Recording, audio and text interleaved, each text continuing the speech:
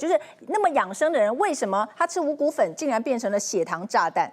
好，五谷杂粮呢是非常健康，对而且对于控糖它是效果非常好的哈。好，那所以呢，为什么会变成五谷粉的时候，你就是反而会让血糖上升？为什么？第一个，你这个粉去泡的时候，事实上它的量会比你平常多很多。好，五谷粉是这样嘛？对，然后我们要把它泡在那个热水里面搅一搅，然后开始喝嘛。对，好。那而且呢，磨得太细的纤维，其实它没办法停留在肠道里面，它反而很容易就是让你的血糖上升哈。那五谷粉当然你牙口不好，我建议你还是很好的一个来源，但是你就是要控制量。那建议是一餐不要超过20克，因为这样子的话，你的血糖很容易飙高哈。